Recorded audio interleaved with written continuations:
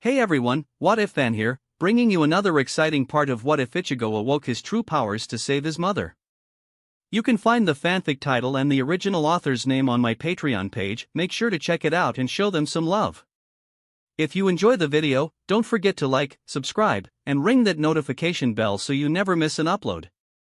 Also check out my Patreon channel for early releases of all the series, where you can find all the series released one day ahead of YouTube.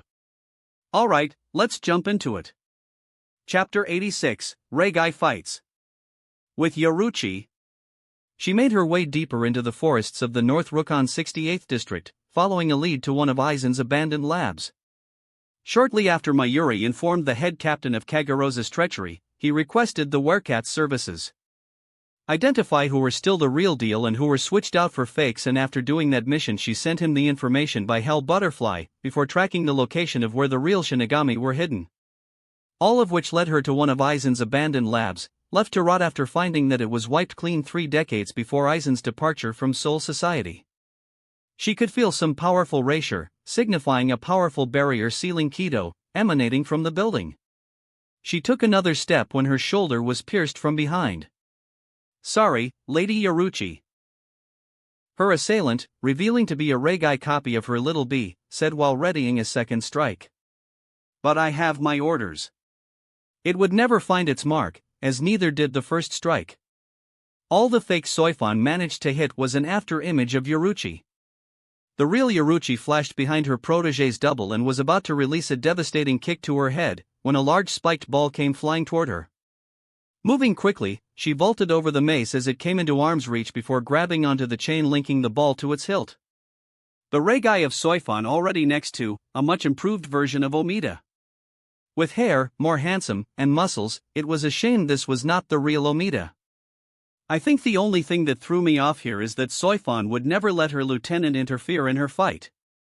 Yoruchi taunted, not at all concerned with her opponents while settling into a combat stance. You must be a failed copy if you need help. You also taught her, as leader of the Onmatsukido, to use every opportunity and advantage possible.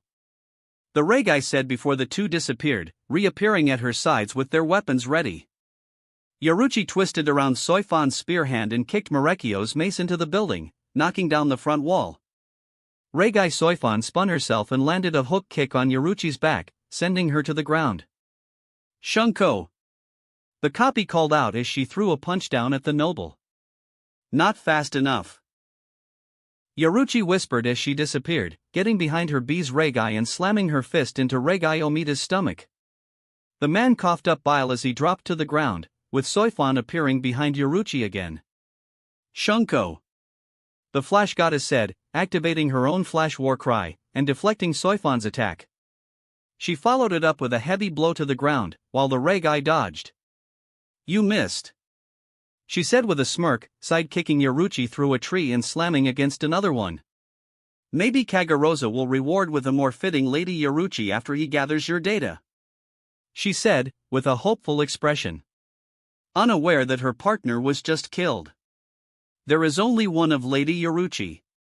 The Reigai heard her voice from behind, turning to see her original freed in the building she was meant to guard destroyed.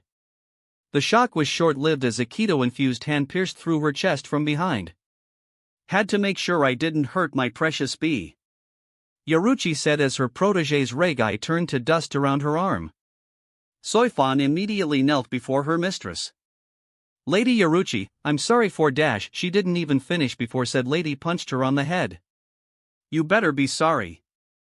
I thought I taught you to always be on guard, the noble scolded before rubbing her friend's head. Looks like I'll have to retrain you, just like old times. Inside, Soifan was squealing like a little girl.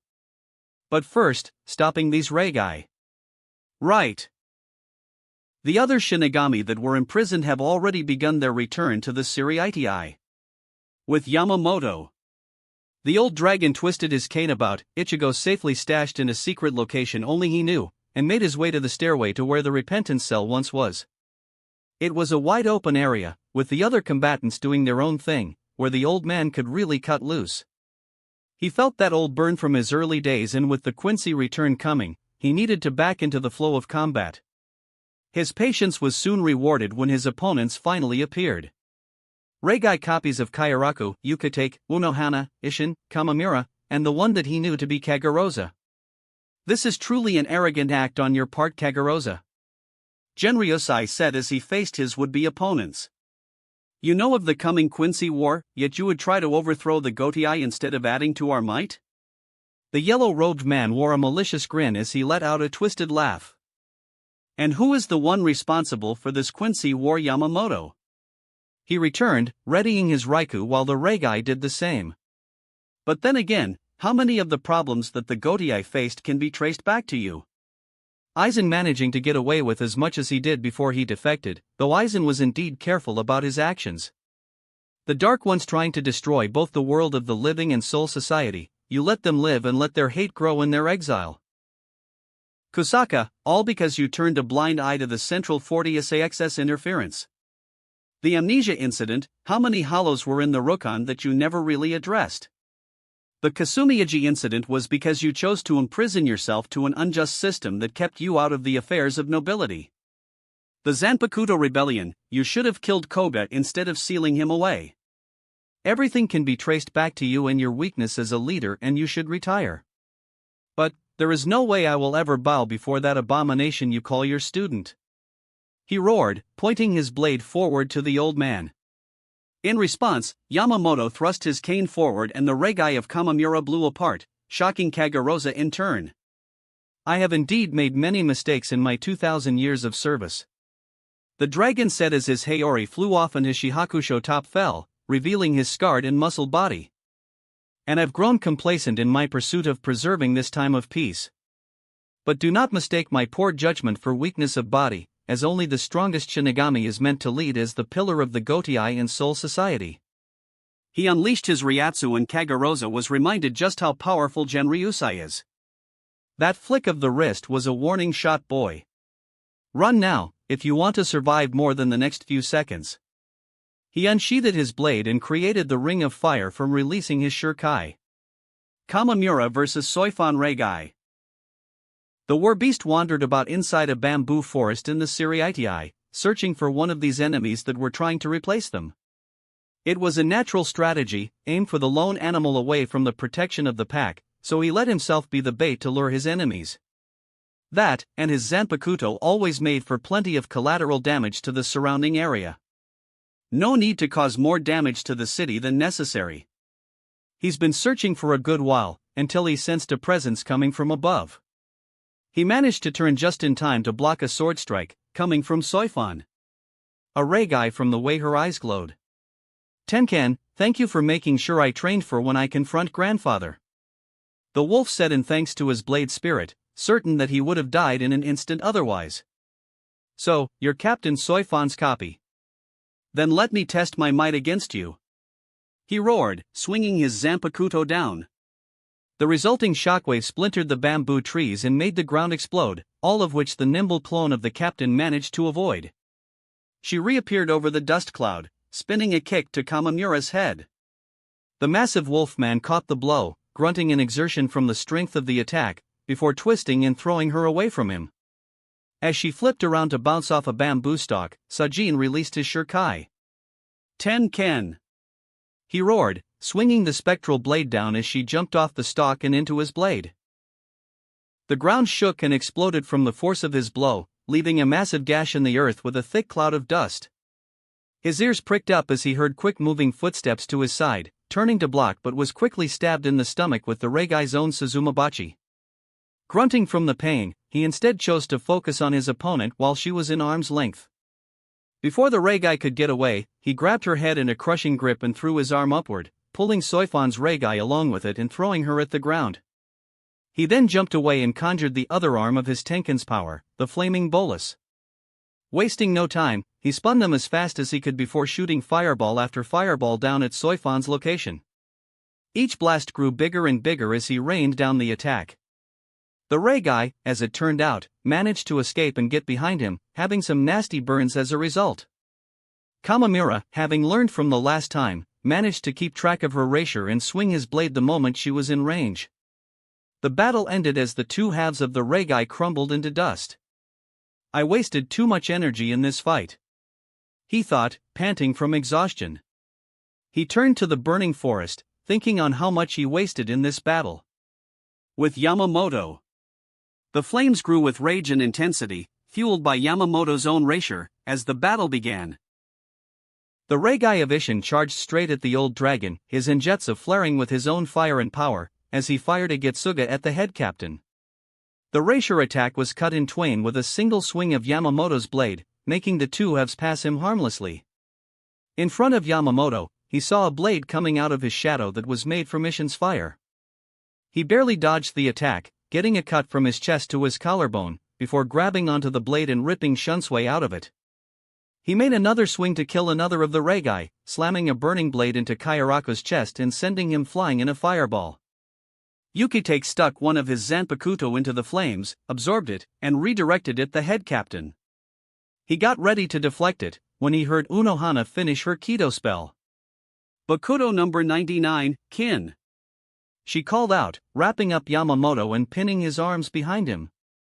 The fire slammed into him, roasting him in its heat, but ultimately did not affect the man that mastered those flames. Before the torrent of flames ended, the ancient captain swept them aside as he burst from the fire, and then stabbed his blade into the ground. "And that's said Jigoku," the dragon whispered, a red glyph drawing itself out on the ground as he channeled his power into it. Unohana's Reigai seemed to recognize the attack and leaped forward, drawing her blade with the intent to cut down the dragon.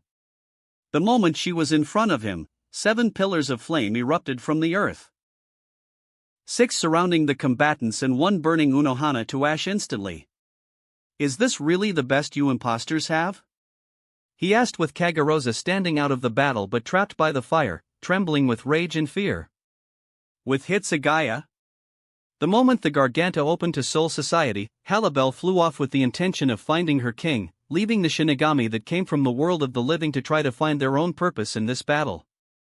Each one felt a different battle raging and either paired off or went on their own, Urahara leaving each one with minor Reigai scanner.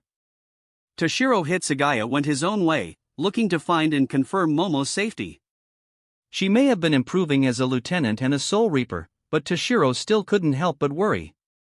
As he charged forward, he noticed the other battles raging around him, most prominent being the flames of Ryujin Jaka, which distracted him into almost getting hit by a fireball. "You prove you're Captain Toshiro Hitsugaya." The young captain looked down to see Amagai with Ikaku and Yumichika, all 3 glaring and ready for combat. "How can we tell you're not a Reigai?" Amagai demanded, pointing his released Raika at the captain. Toshiro was on guard and trying to figure a way out of this dilemma, how to prove that he's the real one when his doppelganger was already destroyed back in the world of the living. Then he got an idea: if he couldn't prove it sufficiently, then he could turn it back on them. "How do I know you're not Reigai?" Toshiro suddenly asked, making the trio look to themselves with short glances. "Bankai," Toshiro quickly said, getting covered in a thick mist before gaining his frozen wings and starting the pedal countdown to his true power. "Well, how do I know you 3 are the real ones of you?" Amagai raised up his arms, showing his wrists. "We don't have those bracelets that the Reigai wear." "What about you?" he returned, putting the focus back on Toshiro.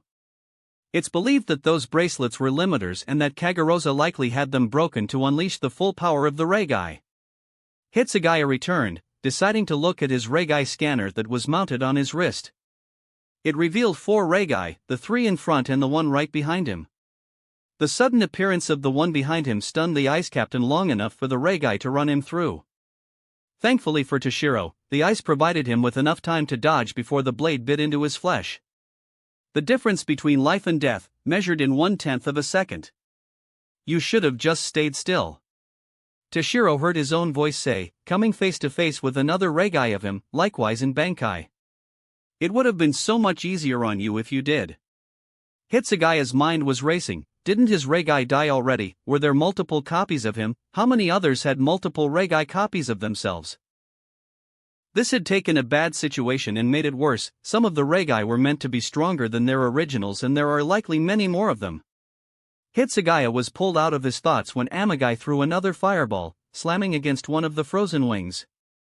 The heat from that attack is melting my form. He noticed as Amagai threw more fireballs, one after the other. Damn my still immature power. Toshiro aimed to fly away, before his ankle was wrapped in glowing vines from Yumachika and leaving him vulnerable. The Reigai took advantage of the chance and attacked Ikaku and Hitsugaya, cutting at the captain with Amagai continuing his burning assault and Yumachika draining Racier. Toshiro had to quickly block with sword and icy wing, regenerating the damage done to his dragon form, while feeling the drain of his Racier. He froze his ankle, and the vine with it, while trying to gather the moisture in the air for something he hoped would turn the tide. Unfortunately, his Reigai seemed to understand what he was planning. Hayaten Hayakaso. His Reigai said, causing the snow fall of the technique. Toshiro tried to flee, but more vines wrapped around him and drained more of his Racier. The captain could only watch helplessly as the snow dropped on him, sprouting ice flowers that soon engulfed his entire being. You were never able to protect anyone, let alone Momo. The Reigai of Toshiro mocked. Leave her to me, she'll be fine. Captain Hitsugaya? Amagai spoke up, gaining the Reigai's attention, to find that they were surrounded by massive pillars of ice. Zanhio Ninjio?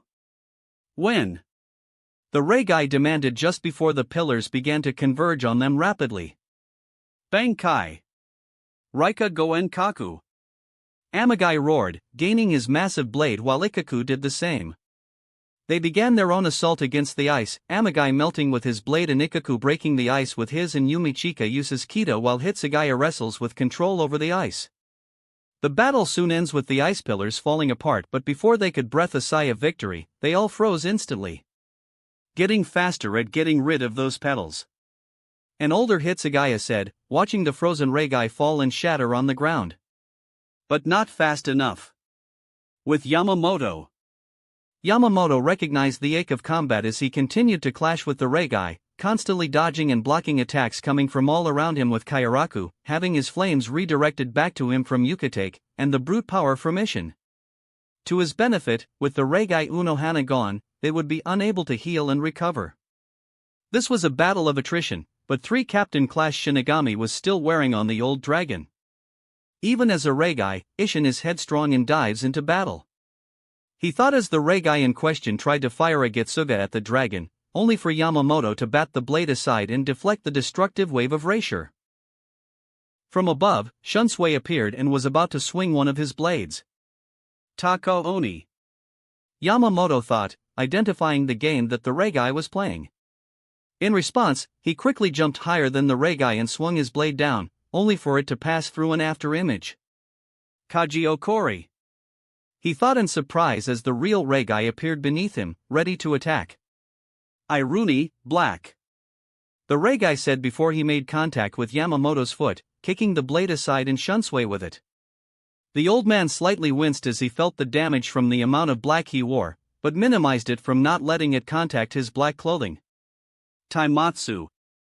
He growled before swinging his blade and unleashing a torrent of flames at the Reigai.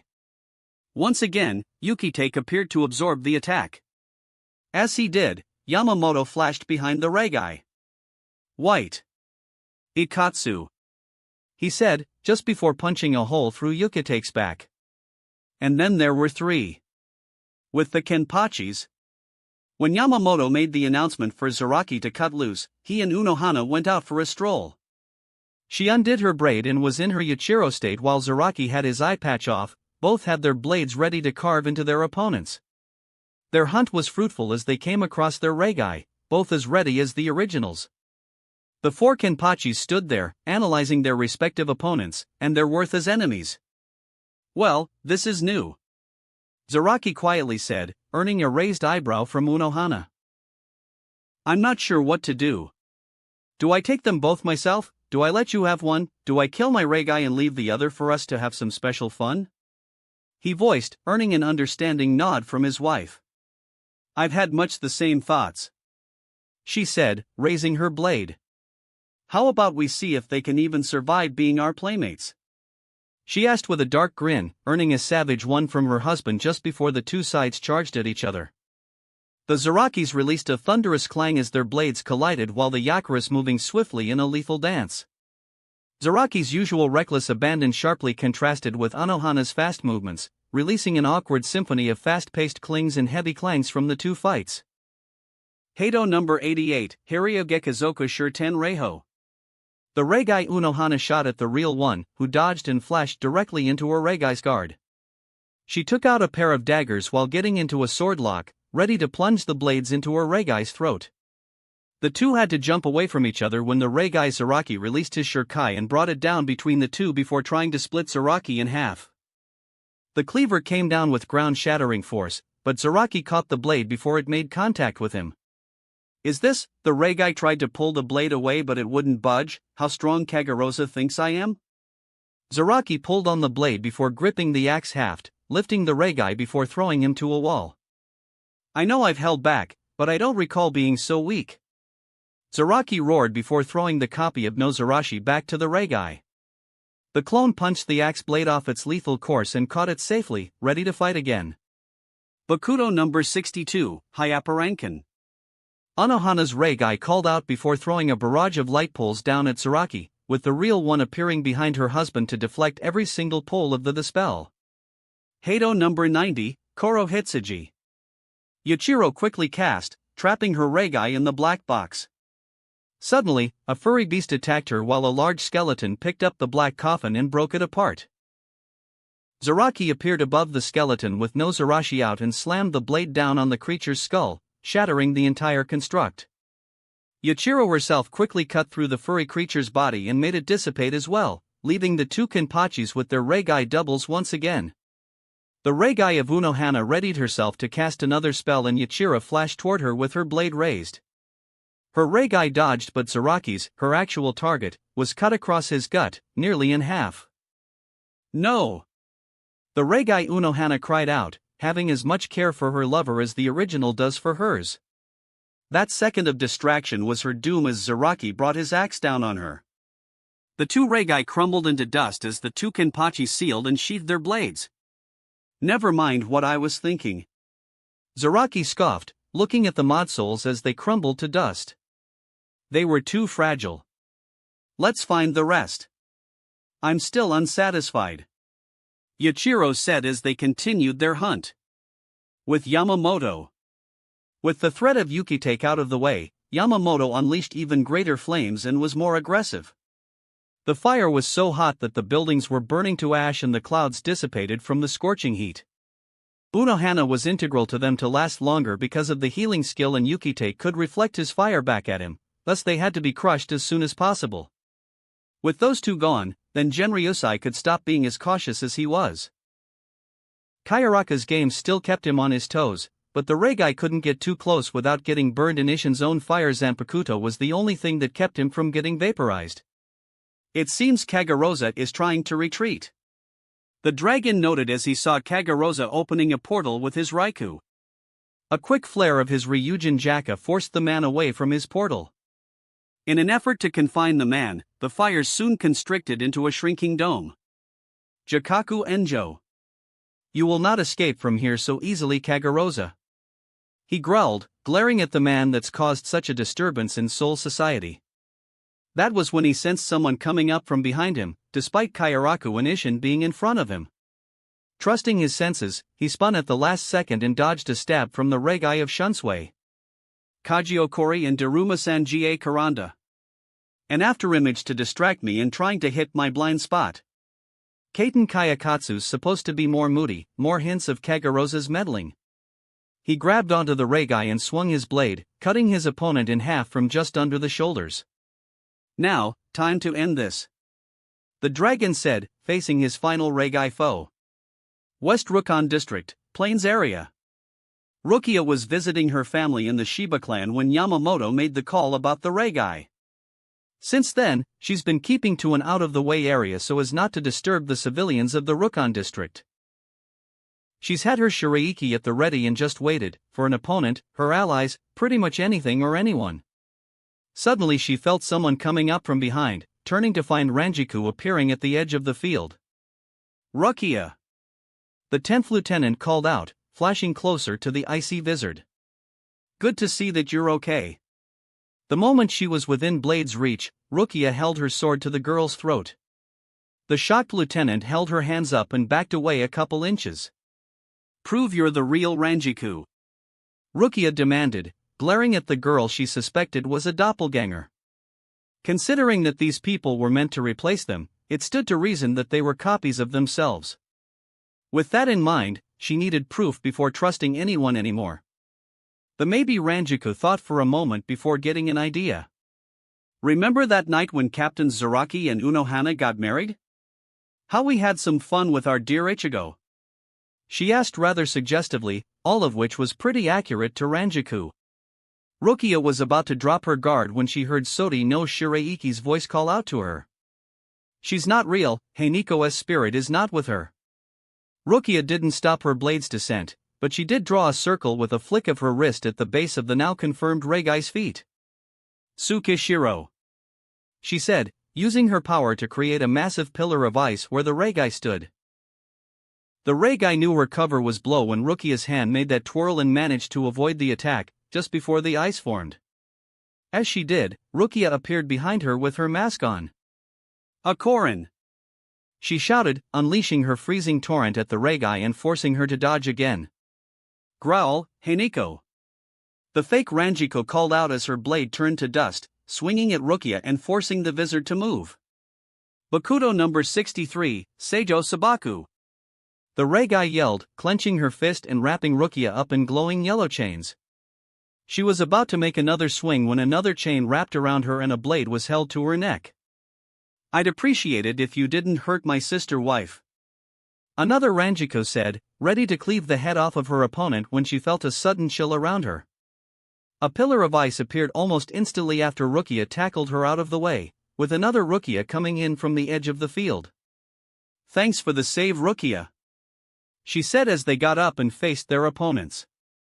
Before either could do anything, they were enveloped in a gray cloud of moving steel dust. "Nico Rinbu, my Reigai surrounded us in a swirling ball of death," Ranjiku warned her companion, who seemed to be focusing elsewhere.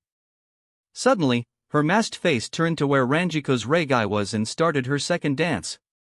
"Sugi no Mai," she said as a whitish-blue ball of racier formed at the tip of her sword, "Siro Hakorin." She shouted before thrusting forward, dissipating the cloud of ash and colliding with another wave of ice before easily dominating it. The other Rukia was struggling to maintain her attack, with the Reigai of Ranjiku shocked but recovering to attack. The real Ranjiku didn't allow that as she manifested Heiniko behind the Reigai. The Zanpakuto spirit quickly disabled the clone of her master and restrained her as Rukia's Siro-infused Hakorin consumed her Reigai in ice. The pair took a breath of relief with Rukia marching over to finish the fake Ranjiku, only for the real Ranjiku to stop her. "That's enough, Rukia," she said, looking at her copy. "There are plans for any Reigai we can recover." Rukia looked at her companion, who was uncharacteristically serious. "You're planning a three-way with Ichigo consisting of you and your copy, aren't you?" she asked, earning a blush and giggle from Ranjiku. "Four-way actually. I had another me in the world of the living," she admitted, making Rukia sigh. "Pervert," she said. "Damn. Why didn't I think of that?" she thought. With Yamamoto. It was no longer a battle, it was evident that the old dragon had won the battle. While Ishin's and jets of flames gave him some protection, Yamamoto's fire was even stronger. Ishin was indeed a strong man, but Yamamoto was stronger. Everything that Ishin had to challenge the ancient dragon was proven futile in the face of the man that led the Shinigami. "Getsuga Tensho!" he roared, unleashing the wave of racier at Yamamoto, and the dragon merely cut it in half. He tried flashing away, only for Yama to appear in front of him and punch him back into the ground. The Reigai was groaning in pain as he forced himself back up. If he had anything that made him like Ishin, it was the stubbornness of the Shiba man.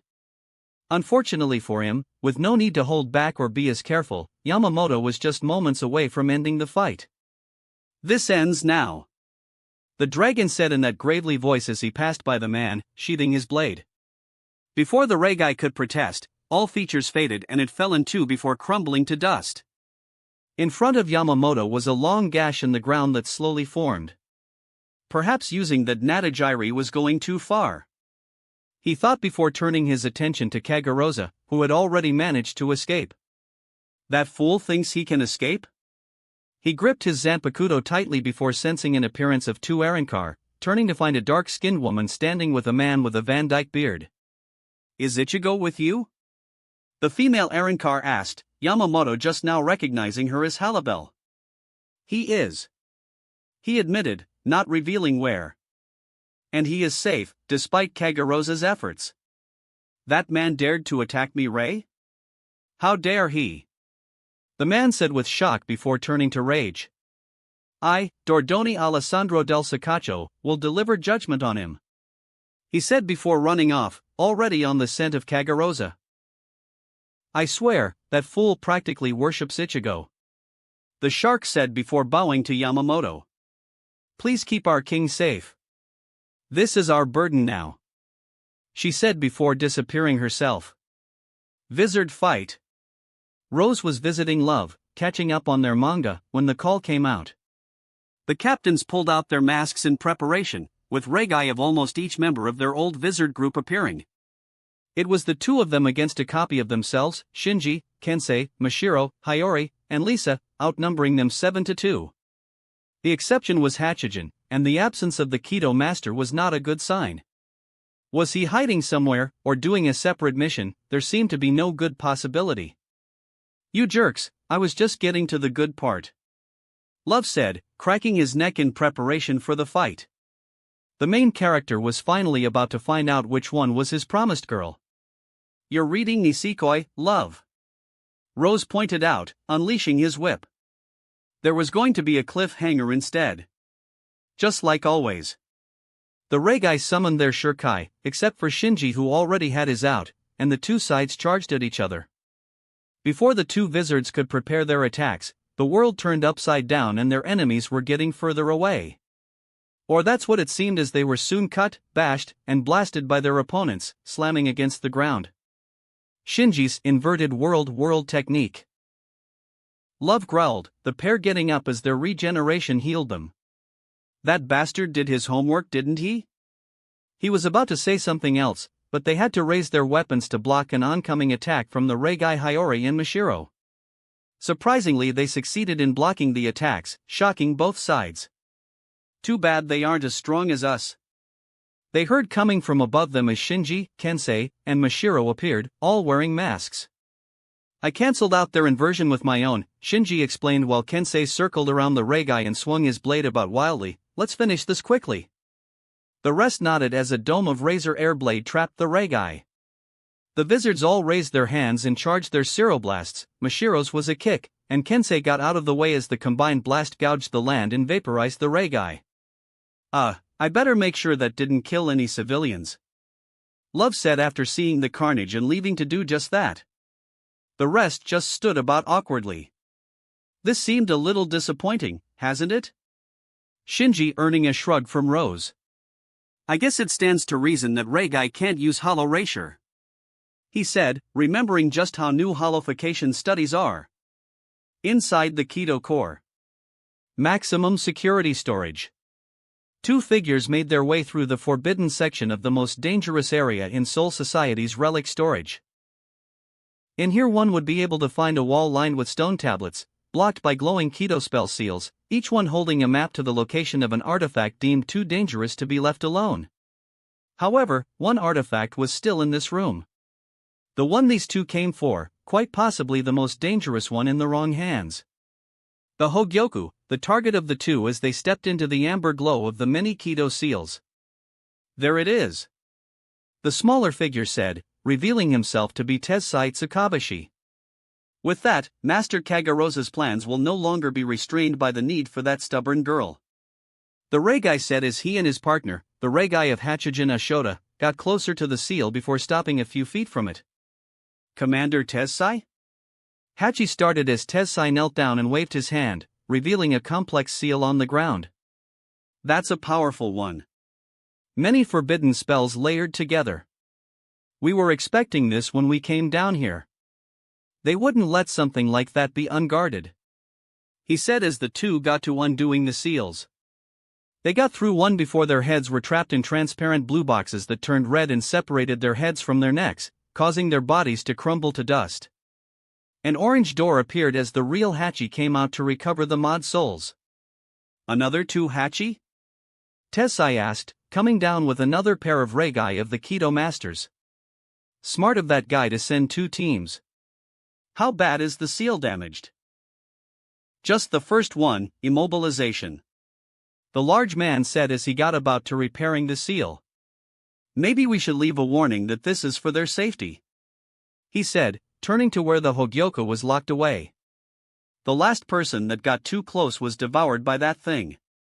With Kagoroza. Damn. The clone thought as he sped as fast as he could away from the monster that was Yamamoto. How could I have miscalculated so badly?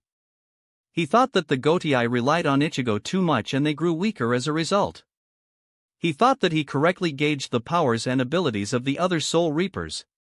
He forgot that even though Ichigo did take much of the burden for almost every major conflict occurrence, the rest of the court guard squads made sure to train themselves as much as they could. He thought that they'd still fight with honor and pride. Soul Society was now in the mentality of win. Not graciously win, just win. They were out and ready to fight and kill any that disturbed what Yamamoto built with the original Gotii. Going somewhere? Anciano? He heard before a white-clad leg slammed into his face. The moment he regained his footing, he found a short, hollowed blade at his neck. That is so rude, and we came all this way just to find you, Dordoni said, waving his hands about while shaking his head. Arankar. We really have sunk so low as to recruit creatures like you? I figured they were joking, Kagoroza said, slightly turning before the blade pressed against his neck. Mod souls were deemed too inhumane or too dangerous, but mutating the soul with hollow erasure or gifting hollows with the powers of the Soul Reaper while my research was to be destroyed? He growled, glaring at the pair before quickly spinning his Raikou. Where's the justice or sense in that? He roared before escaping Halibel's captivity and gaining some distance from the two. Why did he have to suffer?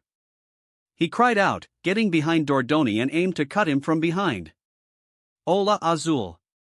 Halibel calmly called out as she fired an energy blade at Kagoroza. The Regai master managed to raise his blade to block, but that gave Dordoni plenty of time to counterattack. The man slid closer to his enemy and kicked him as hard as he could into the center of the man's torso, causing Kagoroza to lose all the air in his lungs. As he stumbled to regain his footing, he felt a blade stab into the base of his spine and sever it. His legs buckled from underneath him, now useless and paralyzed from the damage. We can stomach hate aimed at us, Halibel said, walking over to his sword hand before stomping on his wrist. We already were considered expendable by our previous master. Dordoni continued as he took Kagoroza's Raikou away. But our king offers us hope, a future, and his love for his people. Raikou reverted to its cane form, which Dordoni stabbed into Kagoroza's other hand. We Arankar love our lord, love Ichigo, for giving us that. You insulted our king, Halibel resumed, wanted to threaten him at his most vulnerable. She and Dordoni gripped his arms and shattered his shoulders, ignoring his screams of pain as they did so. To us, that is punishable by death. But, lucky you, Kisuke Urahara convinced us to take you in alive. He and Mayuri have ideas. The mastermind behind the Regai could only whimper and tremble in fear and outrage as the Arankar dragged him back to face judgment. Chapter 87, Clone Aftermath. Mayuri's Playground. A week had passed since the Regai uprising and the damage from the fighting was undone. Peace and order had returned to the Suriitai and Rukon districts as everyone got back to what was really important, preparing for the Blood War. All capable fighters were working themselves to the bone to improve their skills. Rinji was sparring with Byakuya to master his true Bankai, Ikaku, and Yumachika sparred against Tsuraki, Rokia and Ranjiku starting working to attain their Bankai. All around the Gotii had people either honing their skills or working to attain their final release. Despite the grim preparations, everyone was able to wear a smile on their faces for now. No one could hear the screams of agony as Mayuri drove needles into Kagoroza's skull. HNNNAOZ. The man screamed as his torment continued, the needle piercing through his skull like it wasn't there and into his brain, unable to move from Ashisoji Jizo's paralysis after they disabled Inaba's immunity to Mayuri's Zanpakuto and all the restraints to keep him in place. He figured he'd be imprisoned, executed, something other than this horrific torture at Mayuri's hands. Stop being such a baby. Mayuri scolded as he finished inserting the 10th needle, all of which were attached to a computer that he went back to. You'd think with all the tinkering you've done, you would have at least done some of your own neurosurgery on yourself. He clicked away at his computer, analyzing page after page of data as it came pouring in. What little the man could move was tensed up as electricity surged through him. We would have gotten to this sooner, but the captains took forever to come to a decision. What are you talking about? Inaba asked, struggling through the pain while Mayuri continued to toy with him. It would just be a simple matter of sentencing him to death for treason, no need to extend it. But then he remembered the core factor, the reason the Gotiei has gotten more lenient on whatever may be useful. So, it finally clicked, did it? Mayuri asked, knowing the answer. Yes, be glad. Your original self's aim to complete his research will be completed, Project Spearhead will be revived. He stepped away from the monitors to grab another of his needles. Unfortunately, you will have to be put down. Wait. I can help. I will help. This is NNNYA. He pleaded as Mayuri drove another one into his brain. I can be of use. He panted out as Mayuri returned to the computer. That's not necessary. Especially since your other half is far more trustworthy. The sadist smiled as the data flowed into his machine, finishing the retrieval of the Precipice World data. Now he could start with the Mod Soul and Regai data. During the last week, we've investigated Oko Yashima and yourself. He saved his research in the Donai and separated his mind into two, creating you and Nozomi Kojo. So, it's been decided that I'd isolate all the data you've collected, all the knowledge and salvage anything useful from you, and then we'd transfer all of that into Nozomi Kojo if she chooses to be cooperative. If not, well, we still have the data necessary. It'd just be more of a hassle. He grabbed a few more needles. But till then, I'm allowed to do whatever I deem necessary to secure the data from you. And I deem you suffer. He smiled sadistically before slowly plugging a few more into his head, never once letting Kagarosa's screams distract him as he drained his mind while carrying out the man's punishment. Hueco Mundo, Kingdom of Las Noches. Jin and Urahara silently watched Senna and Nozomi trade blows with each other. After the Tres Bestias spirited the Mod Soul to Las Noches and reported the situation to Jin, the man had an insatiable curiosity about the girl.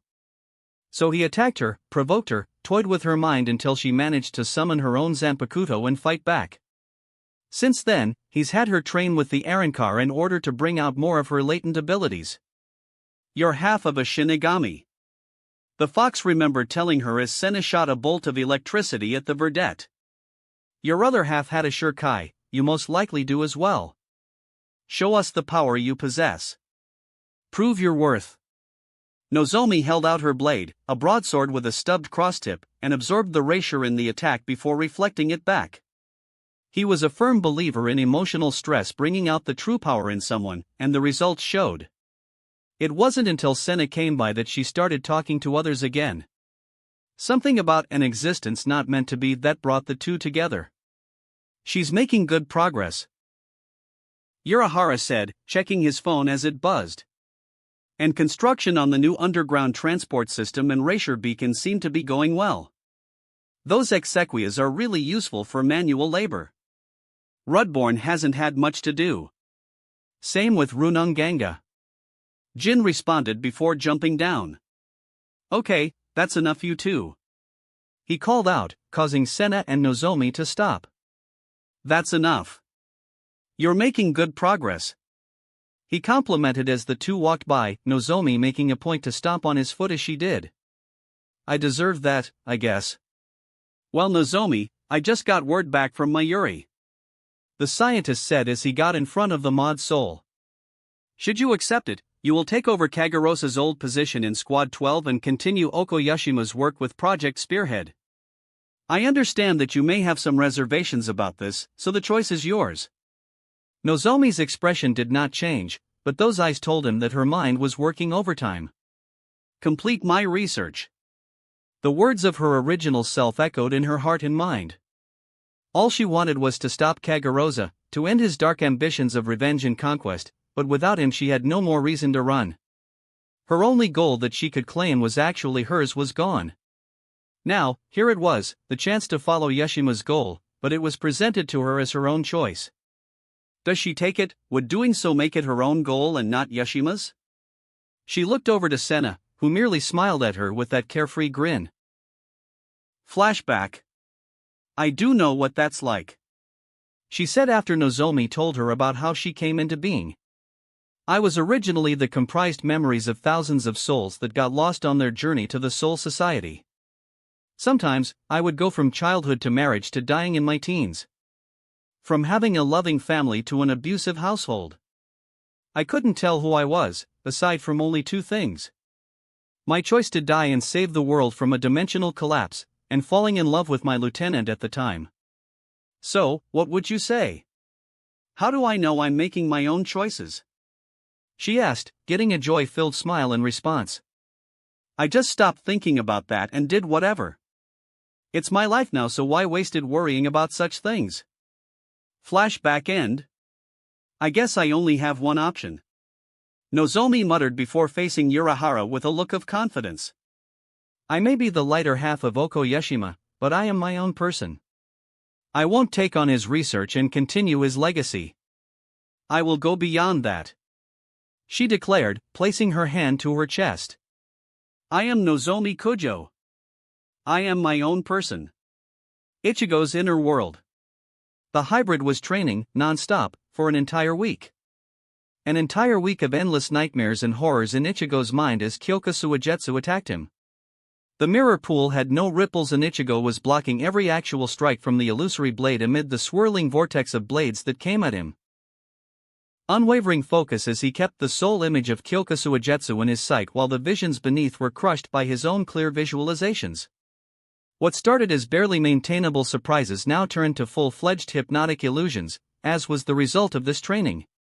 A full week of nothing but this training as it got more and more difficult until now. That should be enough, Zangetsu thought, having long since finished healing Ichigo from Hell's toxic power while letting his master train in his new abilities. Ichigo! Kyoka! He called out, getting the two to stop their sparring. Good news, the damage is now undone. You can wake up whenever. The hybrid spirit informed his wielder. Ichigo himself looked to Kyoka, who gave a smile and a nod to let him know that it was okay. Thanks for taking care of that, Zangetsu. I should return before they face another crisis, Ichigo said jokingly, thinking back to how almost every other week was a new problem that needed fixing. I'd better not have missed a damn thing. He suddenly growled, coming up with worst-case scenarios in his mind before disappearing. Think he'll calm down after seeing that Soul Society isn't in flames without him to protect it? The female version of Aizen said, looking over to her fellow Zanpakuto spirit. Meh, he'll get over it. Yamamoto's office. In the week since the Regai incident, neither Arankar left him alone. One was always near him, standing vigilant for the sole purpose of protecting the one Yamamoto had in his care. Their still slumbering king. The longest either of them had been away was the woman Halibel, speaking with Mayuri about something and was gone for half a day.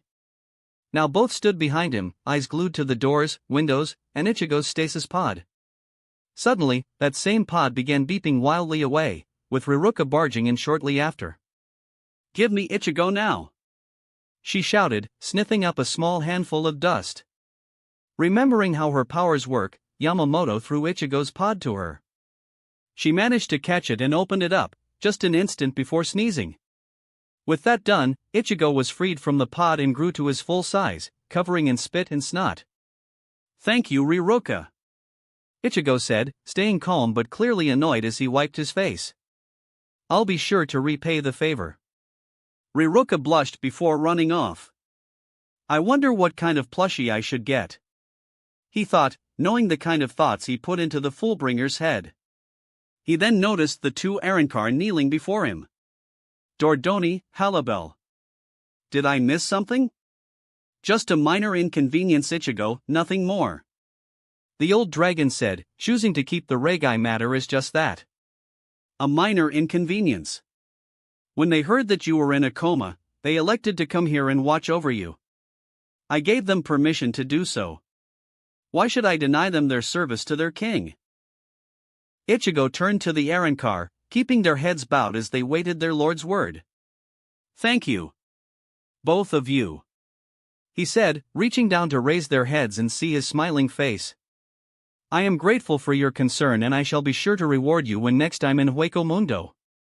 They all rose to their feet as Ichigo opened a garganta. Now, return to Las Noches and think about what you would like as a reward. So long as it's within my power, I shall grant it. The two bowed their heads as they departed. Okay, master, what really Ichigo was about to say when instantly, Yamamoto's blade was inches from decapitating the hybrid. A large shockwave of force created a cloud of dust, debris, and paper, all of which was slowly settling. When it finally did, Yamamoto's blade was resting against Ichigo's sealed Zangetsu, and the boy's expression did not change in the slightest. The blade stopped, millimeters from clashing at full force. What really happened? Never dropped your guard for even a moment. Yamamoto thought approvingly as he sheathed his blade. What else is there to teach you, my pupil? Like I said, a minor inconvenience. Just some fool that thought that the Gotii had grown weak, lazy, and vulnerable without you around. It was taken care of, don't worry about it. He went back to his desk, Ichigo cleaning his office as he did so. Why not head back home and spend some time with your family before going to Las Noches for the night? He said, giving Ichigo his leave to enjoy himself. Thank you, sensei. I think I will. Ichigo returned with a smile before flashing away. With nothing to do, Yamamoto went back to his paperwork. That boy seems to have mastered all you have to teach him, hasn't he? A familiar voice spoke out, making Yamamoto look up to see Ichigo Hayasube grinning down at him. Though, what he needs to learn next is not something you or I can teach. What do you have in mind, old friend? Genryusai asked the still grinning man. World of the living. For the first time in a long while, Ichigo had the chance to relax. First off, he went home to see his family, have a nice meal, and bid his goodbye to an old friend. He never got around to it, never had the time to do it. He had to save his sisters, defeat Aizen, stabilize his new rule in Hueco Mundo, go to hell, and recover from that trip. He can't even remember when he heard about Khan's death. After dinner he stayed in front of that small shrine, reflecting on his memories with Khan, thanking him for always looking after his sisters, and wishing that he could have had one more adventure. Maybe sneak him into the girls' locker room just once for his sake. But the perverted mod soul is gone now, and Ichigo knew he'd never want another one. He also knew that he'd need a new one anyway. He was emotionally pained, not stupid. Goodbye, Khan. Wherever you are, I'm sure you're nestled in between a beautiful pair of breasts. Ichigo said, finishing his farewell. It's what you would have wanted. He got up, finding that Yuzu and Karen had stayed with him, watching over their brother to make sure he took the loss well enough. He sighed, smiling at the now sleeping duo as he picked them both up to carry to their bedroom. Once he laid them to rest, he saw flashes out of the window. Looking closer, he found that they were mainly centered around the fun feld that Ichigo and Yuri showed the spiriters. What the hell? He asked seconds before his phone began to buzz, with Yuri calling him. He quickly left the room and answered. Ichigo, do you see those flashes at the Fundfeld? The Quincy asked, getting an affirmative from his cousin. That's Morse code. Ichigo checked again and noticed that it was indeed quick flashes and long lights. The Sternritters are being watched. Yawacha's got them under harsher scrutiny. Did you master that hypnosis skill yet? Yeah. Should we go? Ichigo asked, going Soul Reaper and grabbing Kyoka Suigetsu. Keep your Ryatsu suppressed and move fast. I'll meet you there. Yuria said before hanging up. It took the pair barely a minute before reaching the area and scouted the area. It took some searching, but they found someone new among the group of Quincy, a a man with chin-length black hair that was combed back with a strand hanging in front of his face. He wore baggy pants with a white t-shirt and brown jacket, sitting in the tree branches like he was about to take a nap as the spiriters sparred against each other. Ichigo kept an eye on him while Yuryu searched a little longer to confirm that there was no one else. Focus. Time it just right.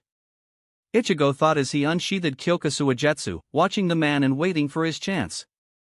The moment the man's eyes shut, time slowed to a crawl for the hybrid. He launched himself to pass in front of the man, keeping the blade as visible as possible as he did so. The moment he was in front of him, the man's eyes opened. Shatter, Kyokusuajetsu. Ichigo whispered quickly before vanishing from sight. The process measured in a millisecond, now to test the trap. The unknown man looked around, eyes passing by Ichigo and Yuryu a couple of times, as he searched. Everything okay, a skin? Basby asked the man, stopping the training the Quincy were doing. Soon, the now-named Askin swatted the air in front of him. Yeah. Just a mosquito. Continue. He said, leaning back and watching the group. Ichigo and Yuryu locked eyes and nodded, Askin was under Ichigo's hypnosis. Yuryu went to meet with the Quincy while Ichigo kept an eye on Askin, manipulating what he watched using what the man says. Soon, Yuryu signaled Ichigo that it was time to leave. Letting the illusion play in a way that wouldn't arouse suspicions, Ichigo left as the Quincy said they were done training. The cousins met up on the roof of Ichigo's home. Bastard! Yuryu cursed as they landed, Ishin coming up to find out what happened. So, Yawatch wasted 200 Quincy lives in an effort to kill you after you defeated Aizen. Recognizing the losses, he's now sending out some of his forces to gather new soldiers. The lost, weary, and broken from all around the world that he'd infuse with his soul and empower. Bambietta predicts that they'd at least double in numbers as a result. Even if some couldn't be credible threats, they'd empower Yawatch when he recalls his soul from them.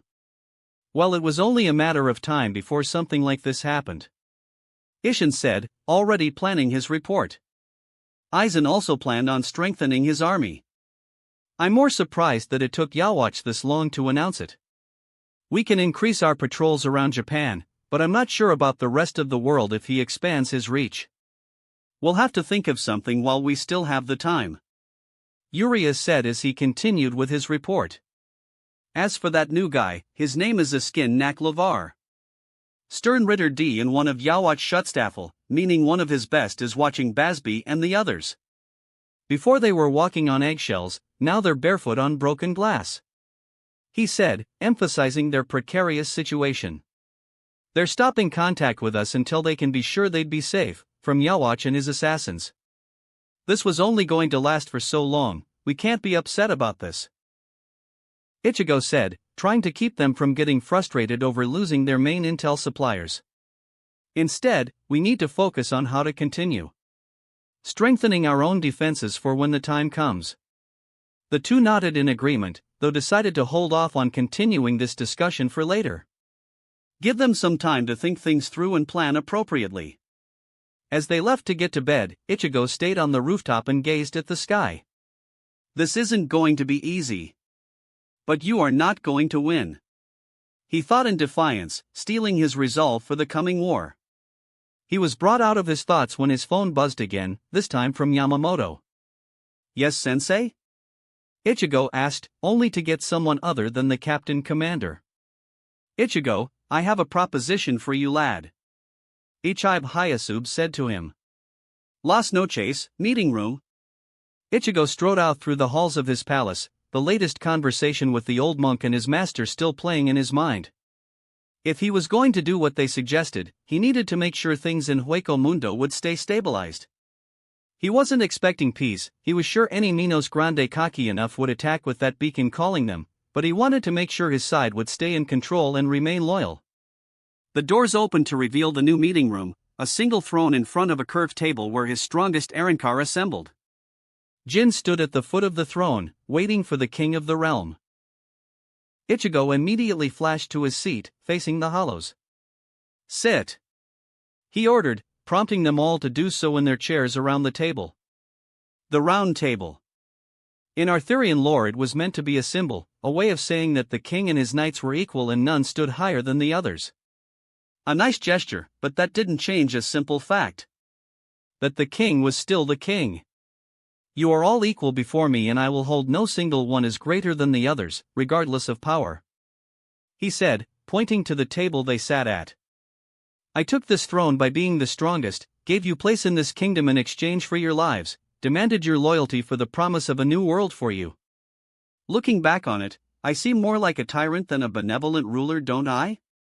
Still better than Aizen if you ask me, Grimjoe said aloud. He did all the same things.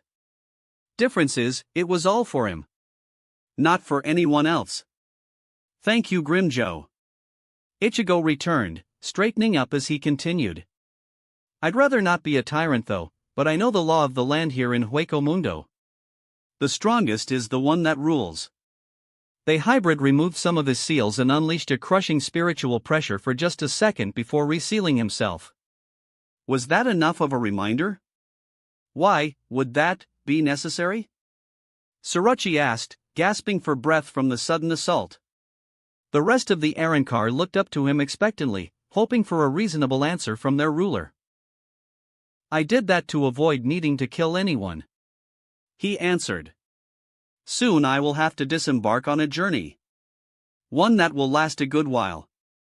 I do not want to return to find a civil war has ravaged my kingdom, and I lose any of you in the chaos. If I need to fight for my throne again, I would have to be far less merciful than I'd like to be. Where are you going, and will you be fine?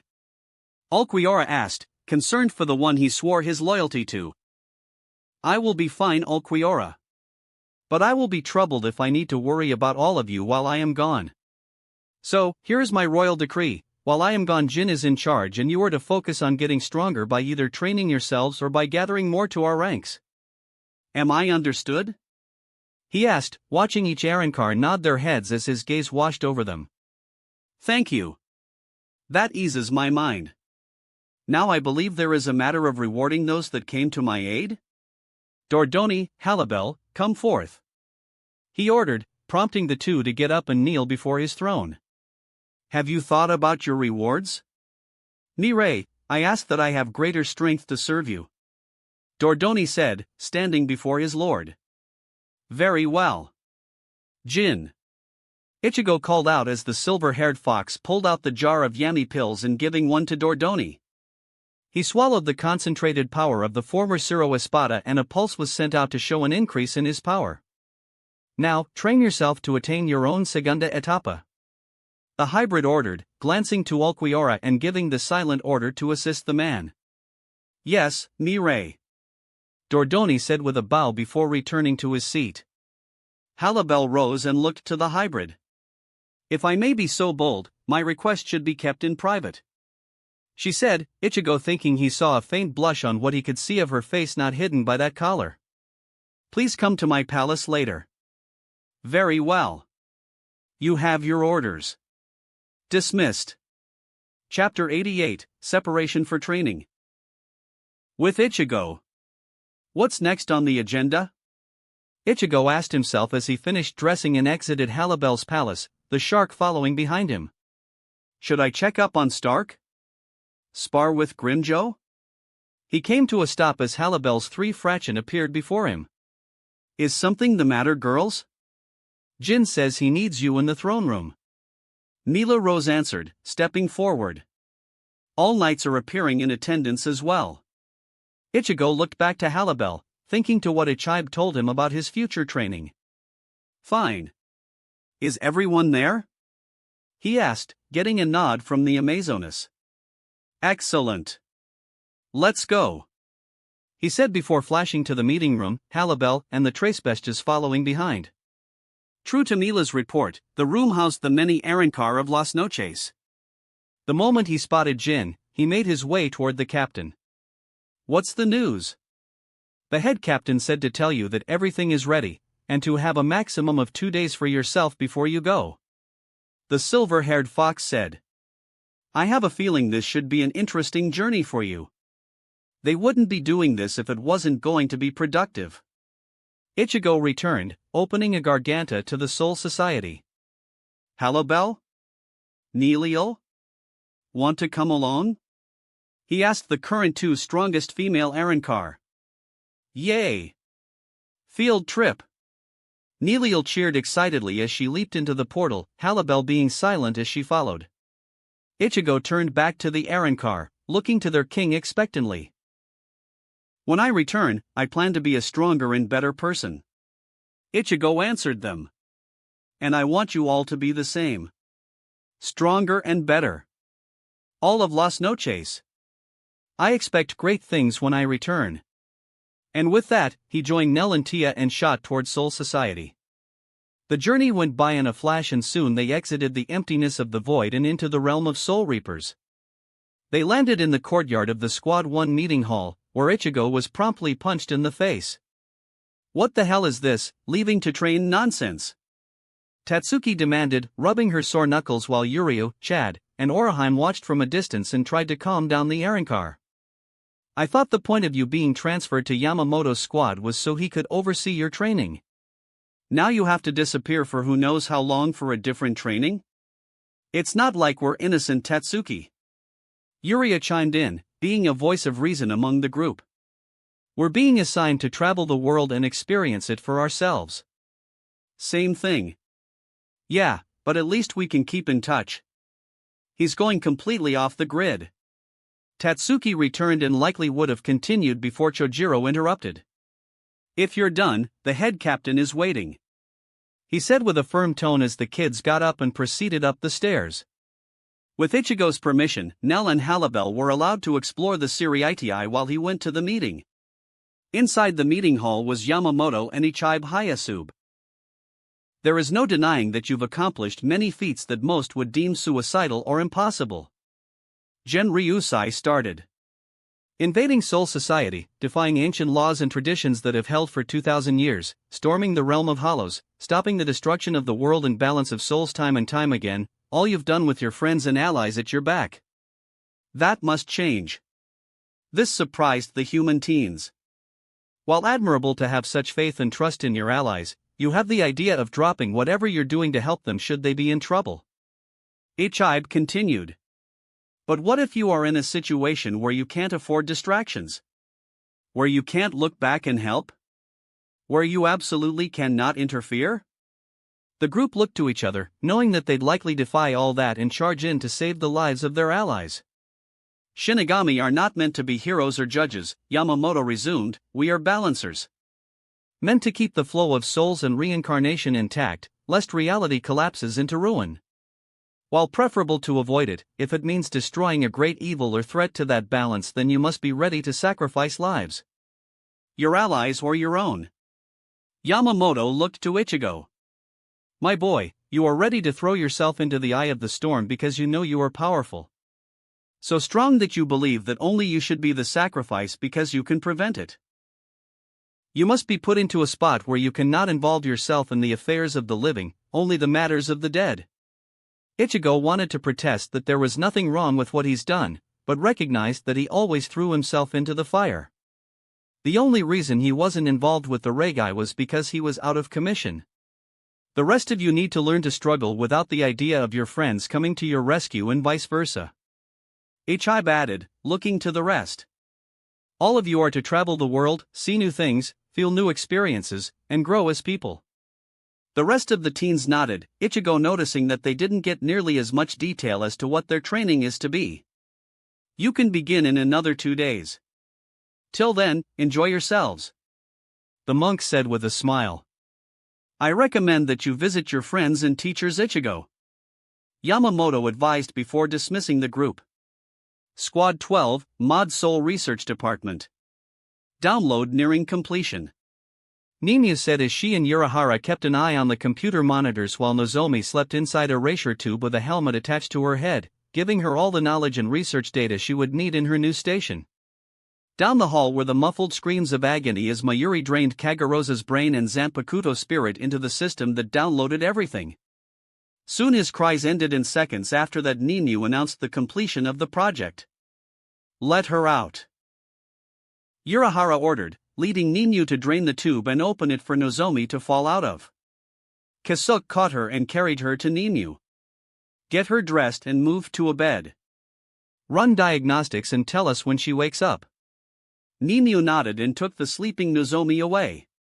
Once she was out, Mayuri came in with Ichigo following behind. Ichigo, I'm so glad you're here. Indeed, he's so lucky to have such a rare opportunity. Mayuri hissed out, jealous of what Ichigo was getting to do. A whole new world of research opportunities, and they're sending a superpowered child with no dash. He continued to rant, which Urahara and Ichigo ignored. Right, while he's doing that, I wanted to give you a care package for your trip, Kisuke said, pulling Ichigo along to his office with Mayuri following.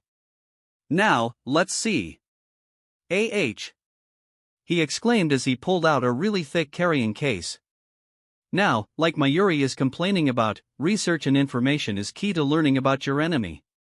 So here is my assignment to you, he said before opening the case, folding out more and more. Chemistry, dissection, engineering sets, computer for data storage and analysis, and a recorder for your thoughts. He held out a voice recorder the size of a pen, pushing the button and playing the message inside. I guess now is as good a time as any. Congratulations on graduating, it cheered in Kisuke's voice. My high school, college, or from Yama's training? Ichigo asked as Kisuke compacted everything again. Any of them, it's just more practical now with what's to come. I want you to learn everything you can about where you will be, the scientist answered as he gave Ichigo his gift. Mayuri came next to Ichigo, still scowling, holding up his own case. I expect you to use these and record the results, he said, revealing the contents to be various chemicals and minerals along with a recipe book for the various drugs and poisons he's devised. Thanks, Ichigo said. I think, he thought as he held the two cases. These should give me something to do in my downtime, he said before leaving the labs, heading for the Keto Corps barracks next. Shino Academy. Still can't believe that he's leaving, Karen growled, waiting for her next class to start. Yuzu and her were in the new Hollow Combat classroom, and both still reeling from the news Ichigo gave them before he ran off to Hueco Mundo. Isshin tried to control the damage, but none of the women in the Kurosaki family were happy about Ichigo leaving for wherever it was he was going. Yuzu's eyes were still a little puffy from crying. The only benefit the girls had from this was that, for once, everyone in class left them alone. Just you wait, Ichi and I. When you get back, we'll be the strongest in the school. Yeah. Yuzu said, cheering up ever so slightly. Let's do it, Karen. Just then the door slammed open, revealing a man with messed up, spiky, reddish-brown hair. Okay, my name's Kano Ashido and I'll be your new teacher, he introduced himself, followed by Yin and Yang. These two are my assistants and welcomes to Hollow Combat. I was once part of a unit that chased a group of Hollows through a Garganta and into Hueco Mundo, where I stayed for centuries fighting and killing Hollows non-stop. Those are my credentials. You will listen and follow my instruction, and you will become stronger Soul Reapers. Understood? He said, hard and firm as he scanned the crowd, immediately identifying Ichigo's sisters. They held the most determined gaze in their eyes, daring him to break them in this course. He could only smile. Good, then let's begin. Yin, Yang, bring in the first test. With that, the two Arrancar pulled in a cage full of Hollows. Keto Corps Base. Ichigo went into the halls of the Spell Masters of Soul Society, hearing a faint hum in the back of his mind. He was looking for Tessai and Hachi, but the calls of the Hogyoku was beginning to distract him, and before he realized it he found himself in the storage room where that sphere was locked away. It slept but still called to him, wishing to reunite with the one it was linked to. He was brought out of his trance by a tap on his shoulder from Tessai. It's enough that you have all the power that you do, Ichigo, the Keto Master said. You don't need it for where you're going. Tell it to sleep. Ichigo nodded, refusing to rely on the sphere unless as a last resort. Seconds later, with his intent feeding it, the hum silenced and the Hogyoku was back in its deep rest. Very good. Now let's go, he said as they left the storage to head back to his office. Unfortunately, Ichigo, The only Kido arts left for you to learn are forbidden spells and the hidden arts, neither of which can be passed down without the permission of the Central 46 and the Royal Guard respectively. He then pulled out a pair of thick scrolls. Fortunately, that useless body of bureaucrats is now gone and the old monk insists that you learn all you can. That's oddly convenient, Ichigo replied as he took the scrolls. Then there was a thunderous explosion that rocked the very foundations of the Siriidii. What was that? Ichigo shouted in alarm, seeing a giant tower of flame in the distance. I'm sure it's just the head captain taking care of a few pests, Tessai quickly said. Anyways, you should visit Yoruchi next. She had something she wanted to teach you. Squad 2 training grounds. Ichigo made his way to the sparring fields of the 2nd Division, finding Yoruchi watching Soifan and Tatsuki sparring with each other. Yoruchi noticed him, smiling sweetly to her student, before flashing in front of him with her fist raised. The hybrid was unable to block the sudden attack that sent him flying back and away from the martial artist. He tumbled for a bit before recovering, just in time to receive another flurry of punches from the dark-skinned noble. Been a while since we did this, he thought as he blocked and dodged half of the attacks, while absorbing the other half. She's not holding back, is she? He grunted in pain as she laid another blow into his gut, dampened by his blood.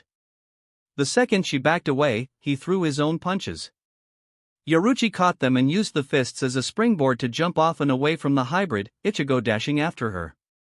He managed to reach her before she touched the ground and unleashed his own attacks, slightly slower than hers but with more power behind them. She did a better job at avoiding the attacks, but he managed to get a few in. The last kick he threw she blocked with her crossed arms but was sent flying back, tearing a deep gouge in the ground as she stayed on her feet. That's enough, she said, shaking her arms to relieve the throbbing. Old man's been doing good in teaching you. But there is one thing he can't teach you. Ready, girls? She asked her 2 students as they stood to Yoruchi's sides. The Keisin uniform of the Onmatsukido commander is without a back or sleeves because of highest level of Hakuda, she explained as they began concentrating their erasure. It's called Shunko, she said as they exploded with power, Ichigo recognizing the high-density Kido flowing into their arms and legs. Channeling Kido into the limbs? Ichigo guessed, analyzing the display as they powered down. I can see how it'd destroy anything on your back and arms. How am I supposed to use that? I wear this Ryatsu suppressant suit for a good reason, Yoruchi. There's been a lot of work in that, Soifan said, presenting him with a new suit and shihakusho. Kiryu Hikifune of the Zero Squad worked with Shitenmaru and Kasuke to weave a new fabric. Mixing the idea of Zaraki's seal, this will devour your erasure and clothe you. If it gets damaged, it will use your erasure to restore itself. Shunko is very powerful and very dangerous, Ichigo. Yoruchi continued as Ichigo took his new shihakusho. I want you to practice it, but try to never need it. Understood, Ichigo returned. Thanks, girls. Now I have to get to Ranjiku. She said she wanted me for something, he said, not noticing Tatsuki's blush. With Yuryu and Chad. Think he still doesn't know? Yurio asked as he and Chad prepared their bags, filled with clothes and other gadgets for their mission. Oraheim and Tatsuki returned to the world of the living to recover a certain someone for the last day while Rukia was with the 2 Arrancar. He'd never agree if he did. That's for certain. Chad agreed as he took some medicine that Urahara made to help recover from his use of the now forbidden power in his full bring, thinking back to getting these mission orders. You said it yourself, that Yawatch was sending out Quincy to gather new recruits. So the Captain Commander is sending you, Oraheim, Tatsuki, me and the other living Fullbringers out to try and stop them. What I don't quite understand is why he said, Shinigami are locked to this land, like they were restrained to Japan alone. Yurio continued, trying to figure out what it could mean. Maybe that's why Yawatch accomplished as much as he did. The Gotii couldn't get to him. The question is why? Isn't it because the Soul King is here? Chad guessed. Maybe there's something else. 2 days later, Ichigo stood before a modified Senkaman, one that was designed to take him to where he was going. He was wearing his new sealing clothes, a ring that was supposed to stabilize his powers to an appropriate level, and a keto seal that was holding all the stuff that his teachers gave him to use. Yuryu, Chad, Oraheim, and Tatsuki had to leave, travel the world, before him. He said his goodbyes as they left Soul Society. Now all of his remaining friends in the Gotiei stood there with him as he prepared for his journey. Remember, Ichigo, you are there to learn, not to intervene, Yamamoto reminded him. I understand, sensei, he said as the Senkaman opened. Tia, Nell, tell those knights of mine to behave themselves. The Arrancar nodded. Rucky Dash he started before said Soul Reaper pulled him down for a kiss. When they separated, Ranjiko did the same, with Senna jumping on him for hers after that. I'm so proud of that boy, Ishin said, earning a slap from Masaki. Take care of yourself, son. I will, Ichigo said, dashing headfirst into the Senkaman. He felt ready for anything it could throw at him. Illustrated Guide to Soul Reapers. Pest Control. This is the end. A former C-46 judge declared, several of his colleagues and an army of outlaws standing ready. With that damned abomination Ichigo disappearing, we shall restore the order of the Suriitii in Gotiei 13. You will all be dash. Enetsu Jigoku, Yamamoto said, having listened to enough before deciding to act. A column of flame erupted from beneath the assembled group and burned them to ash. That was quite gratifying. How long have I waited to do that? Chapter 89, Quincy in London. With Yuryu. The young Quincy was sitting on a double-deck bus, passing through the streets of the city, rubbing his fingers along the badge he was given solely for this trip. He was in his Quincy fashion Soul Reaper garb, blending in better than if he wore his usual white, reflecting on the mission he was given. His friends were all around the world, searching for Quincy belonging to the Vandenrake, while he was told to go find any information he could in the only other likely place to have information on the enemy. The western branch of Soul Society, located in the hidden side of London. This close to his destination, he couldn't help but think back to when he was told about this. Flashback. Yuryu, you're going to London to look for any information on Yawatch in the western branch of Soul Society. Ishin told the Quincy, handing him a badge in the shape of a shield with SSMB on the face and a coin with the same shield emblem. Yamamoto sent them a message to expect your coming, but you should still be careful. Considering the mess that Yawatch's Quincy made, believe that you'll be walking on eggshells the entire time. He finished, finally giving Yuryu the chance to ask. Western branch of Soul Society? He asked, never hearing of multiple branches of the afterlife. It did make sense though, since the Soul Society he knew only covered Japan while mankind was all over the world. What do the Shinigami call themselves there? They're not actually Soul Reapers, Yuryu, and they don't really deal with the dead. Ishin said, confusing the archer. In these cases, Yuryu, they're closer to what the Quincy could have been had there not been such intense animosity between Shinigami and Quincy. They see that which is meant to be unseen and protect the normal living folk from the monsters. I personally haven't been there myself, but I've heard that you'll be dealing with witches, wizards, and dragons. Flashback end. This coin is supposed to get me to this reverse London place? Yuryu thought, now fiddling with the coin as he made his way to where he sensed a strong concentration of Reisher. It felt similar to a Senkaman gate, but there was also two more notable presences there. Were they the members of Reverse London, or were they dragons? Either way, he felt obligated to act and began running to his apparent destination. It was a rundown abandoned alley, the kind no one would spare a second glance down, with an enormous classic-style dragon with pitch-black scales digging its head in a hole where he heard two people screaming. So that's a dragon, Yuryu said, analyzing the beast. Not exactly at a Minos level, but I should still be careful. Pull through this Osushi, because I'll definitely protect you. He heard one of the people yell out as he grabbed a seal schneeder. In an instant, he formed a blade and charged toward the serpent. The blade easily cut through the scales and flesh of the beast, causing it to cry out in pain. When he did that, a column of light rings appeared behind the dragon, with two girls in school uniforms coming out of it. There it is. The dark dragon. One of them yelled out, a girl with blonde pigtails.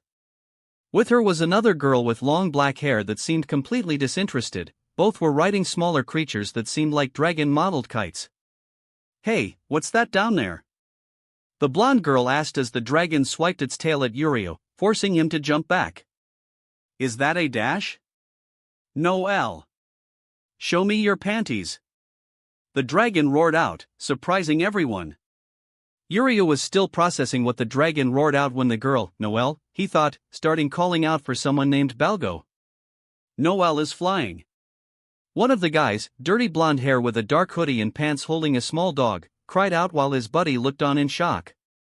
He wasn't the interesting one, that would be the other guy. A stocky man with curly black hair, and a pitch-black spirit ribbon when Yurio looked at it. Forget this. Balgo, let's get out of here. The stocky guy yelled out as he turned and ran. This is getting crazy. The blonde witch started flying toward the fleeing man. Stop. I think that's Dash. Wait, 90i, the tracker says there are 2 Dash. Yurio and the other witch called out, just as the human's head burst into some weird spiral maw, with 90i in the middle of its mouth. The witch barely managed to get out of the new dragon's mouth, getting a badly broken arm in the process. I thought I could split you all up and pick you off one by one. The human form peeled off like a reptile exploding out of its skin, revealing an amorphous beast with a cone-shaped head that unwound like a screw. The dragon turned its attention to Yurio. You don't smell like a wizard, what are you? The panty dragon behind Yurio soon exploded as the other witch got next to Yurio. That's what I want to know too, she said, holding up some odd-looking flintlock pistol at the dragon. He's a Quincy Noelle. 90i accused, shocking the black-haired witch. A member of the race that damn near destroyed the balance of souls. 90i pointed her gun at Yurio, who kept his focus on the dragon. For all their kill them all attitude toward their monsters, you'd think they'd manage to clean up the mess of you bastards. And you should remember to prioritize your targets. Yurio said, shoving the witch out of the way while the dragon's mouth unwound to try and eat both her and him. Yurio reinforced his body with blood venom, letting the teeth of the dragon scrape harmlessly on his skin, before backhanding the beast away from him. And back toward 90i, which the dragon was capitalizing on by attempting to eat her now. She was shoved out of the way by Balgo, who got his back torn up by fangs, as he looked to the dragon and recoiled in shock at seeing the beast for the first time. You should have run, Balgo. The dragon said, almost sounding sorry for its friend. If this is the quality of opponents I can expect to face, then I am severely disappointed. Yurio taunted, before the dragon was reduced to nothing by a single arrow shot from a small bow in the Quincy's hand. He turned back around, to come face to face with a pair of toyish pistols. You're explaining what the hell is going on, Quincy? 90i demanded while Noelle kept her calm. Make it snappy before we shoot you. She threatened, only to instantly be disarmed and restrained while Noelle was kicked into the side of a building. Both of you have ranged weapons. Yurio started lecturing as he planted a foot on the witch's neck and readied his bow to shoot the other one. You never stand too close to your target unless you want to gamble your reflexes against theirs. As for what I'm doing here, do either of you know the name Yurio Ishida? He asked, getting no answer from either witch. Suddenly Noelle's phone started going off, playing a Dragon Ball theme, and she looked to the Quincy. Yurio nodded and she answered her phone. Chief, we have a situation here. She immediately said into her phone, uncaring about the Quincy aiming his bow at her. Does it involve a Quincy? A man's voice responded back, surprising the witch. I just heard about it myself and I still can't believe the news. Ask him for identification. Noelle looked back to Yurio. Do you have an ID? She asked, surprising the other witch under Yurio's heel. Without releasing his bow, Yurio dug out the badge he was given specifically for this mission and tossed it to Stoic Witch. She caught it and began reading off the information. Soul Society, Main Branch, Yurio Ishida. Squad 15 Lieutenant. How the hell is a Quincy a member of that ghost club? 90i demanded. And there's only 13 squads. Seoul society has undergone some changes in the last year. Yurio answered, removing his foot and helping the girl up, also ignoring her indignant cries as he quickly reset her arms so the bones would be back in their proper place. He began walking to Noelle, who put her phone on speaker. Do you know why I'm here? Can't say that I do. This is the first anyone here has heard from that Seoul society in centuries. The man responded. I only heard we were expecting a high-ranking member of the Gotii to visit. I was only told that person was a Quincy after I sent those two to eliminate the dark dragons in the area and you appeared on the radar. Well, the Gotii has been undergoing several reforms over the past year. Yuria started to explain. All because the Quincy Emperor is still alive and the war is coming back. A terrified silence washed over everyone. Except for Balgo, who had no idea what was happening. I'm here because the Captain Commander thinks that the West Branch has some information that might prove useful. Why would a Quincy turn against his own kind? The blonde witch asked, glaring at Yuryu. Because even I know the kind of monster Yawatch is and want to stop him. The Quincy answered. Fine, welcome to Reverse London. The chief finally said. Nahashi, Ninei, you two are being reassigned to his escort. The old man in charge of the Gotii seems to trust that Quincy, might as well let him do his job. And if he does anything funny, contact the Sabers. Neither of you can take on someone that earned the rank of lieutenant in the Gotii. Ninei got mad, snatched the phone away, and began yelling at her boss, who brushed everything she said aside. Is this normal? Yuryu asked of Noelle, who could only nod and confirm it. And here I thought I was finally going to escape this.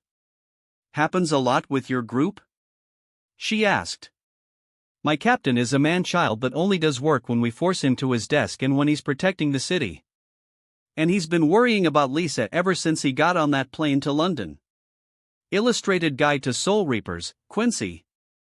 Differences. So in short, we are still living and have a constant flow of new ideas on how to deal, we domesticate and tame our beasts, and we didn't need almost 2,000 years of stagnation to decide to change something.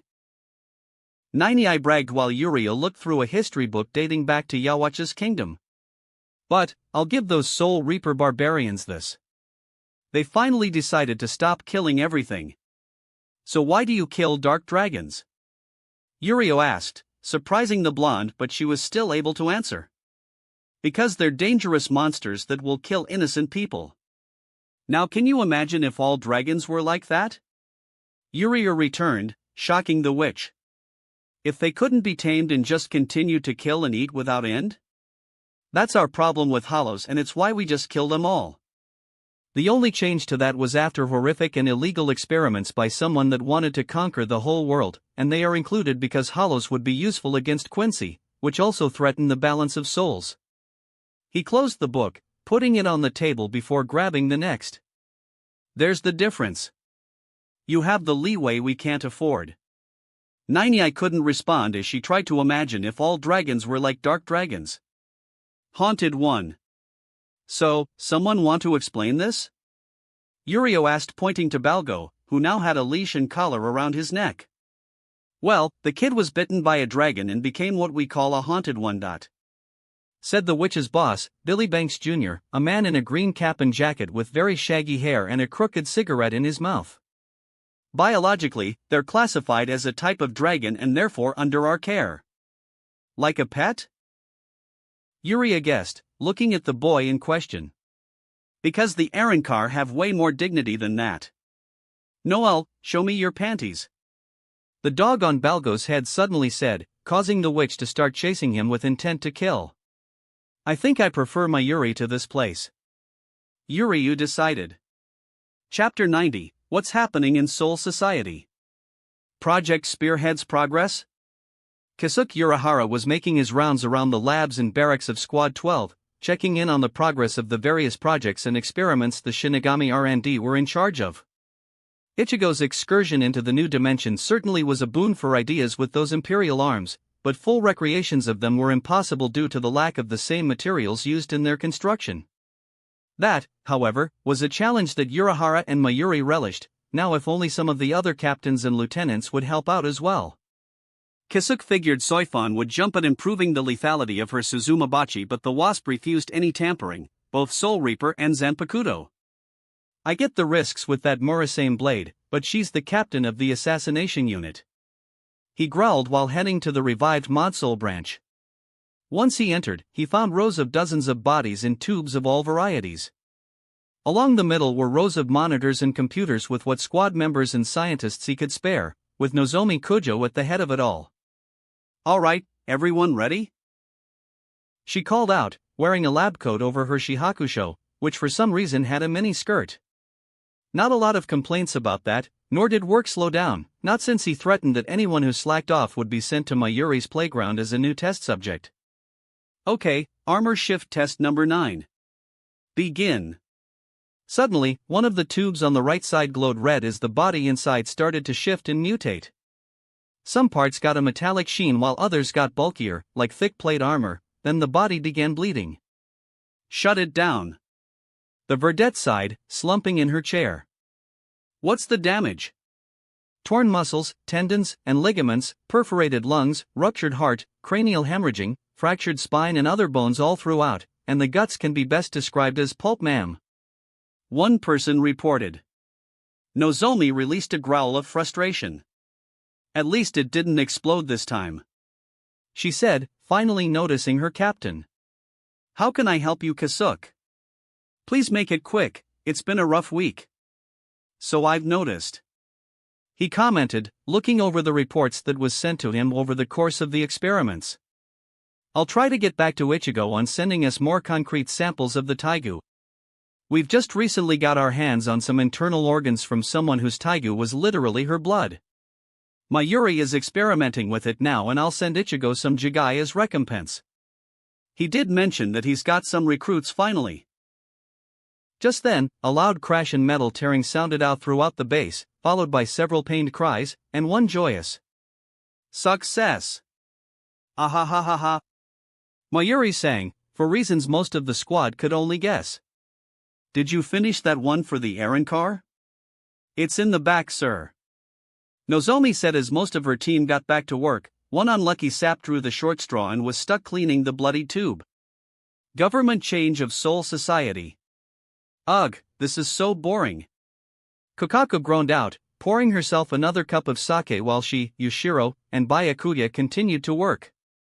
Soon after Rigai debacle finally ended, Yamamoto killed the members of the Central 46 that planned a coup in a desperate act to retain their power and authority, which now necessitated the act of putting the new democratic government into action. 5 elected officials for every district to discuss law and economics, 2 more from every district to form a separate representative house to handle things between districts of each region, and another 8 plus the captain of Squad 14 to govern the Rukon as a whole. Finally, another 4 to represent each region and attend meetings with the heads of the great noble houses and chairman of the house, who govern civil actions in the Siriidii. Altogether, this group would ensure every district had a voice. For the judicial side, 1 judge per district, 5 per region, and 9 for the Siriidii, all elected by the people for the Rukon and appointed by votes of the Gotii for the Siriidii. So why were these 3 great noble heads meeting? Found another crime lord, Yushiro announced, holding up a report from the Onmitsukido.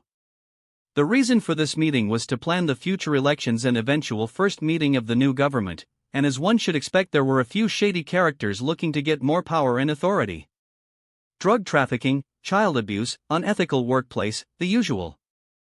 Yamamoto ordered them to ensure only clean record and sound character officials could be elected to their respective position, advised by the Siriidii judges on the current laws, or as close as they can get. I forget, are brothels illegal? Only if they discriminate gender, ignore employee consent, offer no healthcare or birth control, and have substandard work/living conditions. Byakuya droned out. As distasteful as I find such establishments, we must take it slow to fully civilize the Soul Society. Gladiator arenas. Given a pass as killing and crippling is forbidden and considered good training to get into one of the Shinigami starter schools around the Rukon. Kokako answered, chugging her sake from the bottle as they barely make a dent in the paperwork. We're gonna die in here, aren't we? Kenpachi versus Kenpachi. It's been a while since he was down here, dropping into the final dark level of the Mukin prison cell. The endless expanse of dark oblivion where only few were ever permitted, either by imprisonment or to train without restraint. The last time he was here was for neither of these reasons, but to enjoy his time with his predecessor and now wife, Yuichiro Retsuunohana. Now he's back, not for imprisonment or training, but for an execution. To kill the only man still imprisoned in the Mukin. You can show yourself at any time. Zaraki called out into the darkness. The only way out of here is through me. He pulled out a tag before placing it on the elevator, immediately wrapping it in burning rapier reminiscent of Ichigo's own rapier. And you'll have to kill me to get out.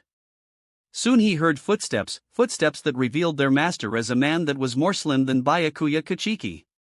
He was close to a foot shorter than Zaraki and looked more like a member of royalty rather than the captain of Squad 11, with a long ponytail and framing bangs of dark purple hair. So, you're the 8th Kenpachi? Soya Azushiro, Kenpachi Zaraki. The man answered. Kenpachi Azushiro, the 8th holder of the title Kenpachi, sealed away in the Mukin after staging a coup, and it took the entire royal guard at the time to best him and lock him away. This was 1,000 years ago. His Zanpakuto was never found and he still looked as healthy as the day before his revolt. So what brings a brute like yourself down here again? He asked, looking down on the savage while planning an attack. Are you here to offer me a chance at freedom if I choose to fight with Soul Society against the Quincy? That's certainly one option I'm here to give. Zaraki stated, not at all surprised with the knowledge the prisoner displayed. The other is that I execute you. So why don't you do us both a favor and submit? The prisoner sighed and shook his head. I have been listening and watching, but do you really expect me to just bow my head to a child? He asked, thinking back to his shock when Yamamoto named Ichigo his intended successor. I have sensed his power, but I refuse to acknowledge a brat like him as my better. If you make me the head captain of the Gotii, I might consider it. Zaraki nodded his head. I understand. He said before unsheathing his blade and dashing at the former Kenpachi, slamming his blade down and creating a thunderous earth-shaking crash. I said this was going to be an execution anyway. Azushiro flashed back and Zaraki felt something move across his chest. Did you just try to cut me? He asked, seeing the former Kenpachi look on in shock. If you did, then it was weak. This is a cut.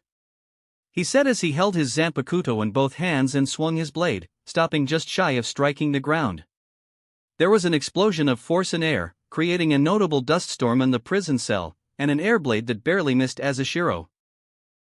The prisoner looked on in shock at the display of power as the air around Zaraki burned with his Ryatsu, giving the impression of a burning skull behind him. Come on. You once held the title of Kenpachi. Make this entertaining.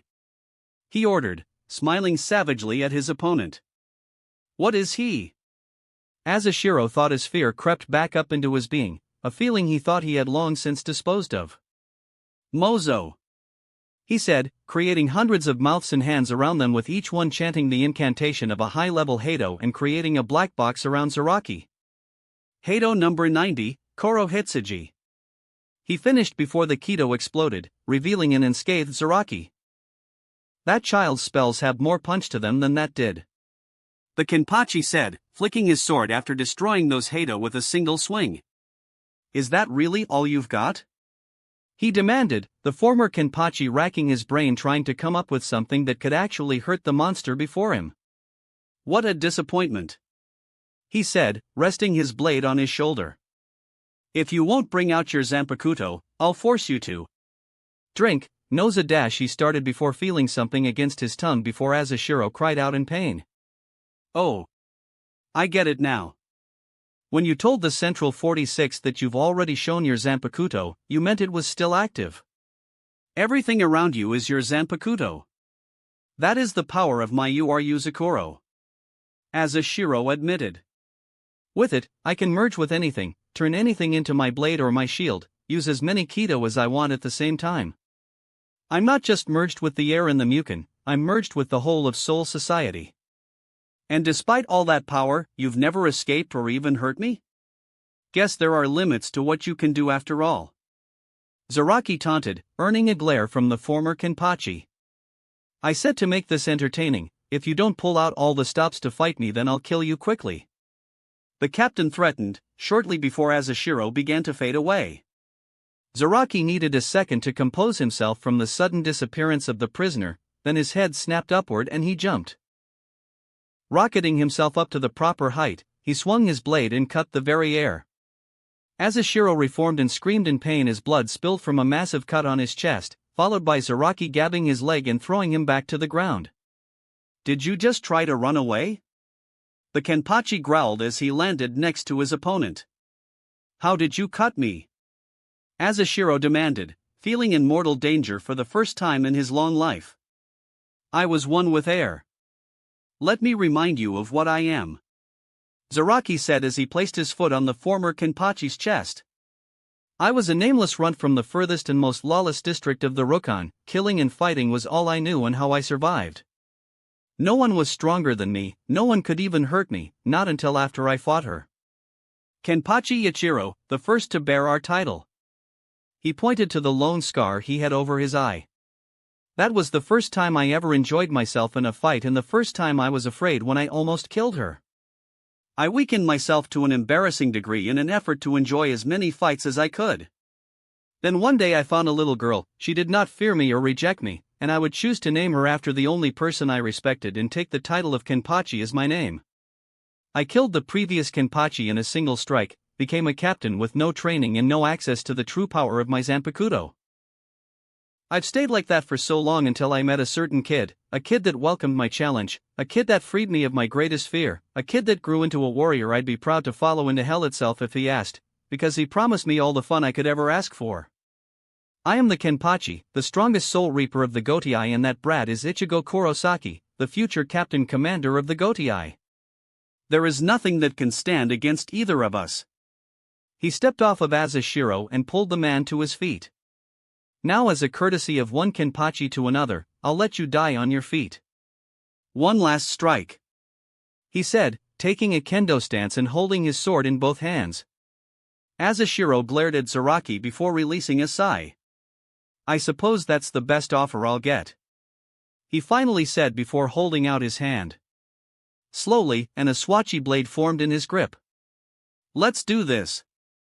Despite how plain the sword looked, it radiated with power. Likely the concentrated amount of erasure that it took for him to merge with the whole of Soul Society during his long years of imprisonment. The two raised their blades, charged, and swung, creating a massive explosion of force and power that rocked the Seriidae high above them. When the dust finally settled, Kenpachi sheathed his blade and Azashiro fell to the ground. The life of the 8th Kenpachi was ended. Soul Society tried to forget you, but no more. You will be remembered. Zaraki promised as he returned to the elevator, tearing off the Kido tag that created its barrier. Soul Society is done hiding from its past. Other Quincy preparations. Hey, is this safe? A guy strapped to a table asked, nervous and terrified as Mayuri typed away a few commands at his station.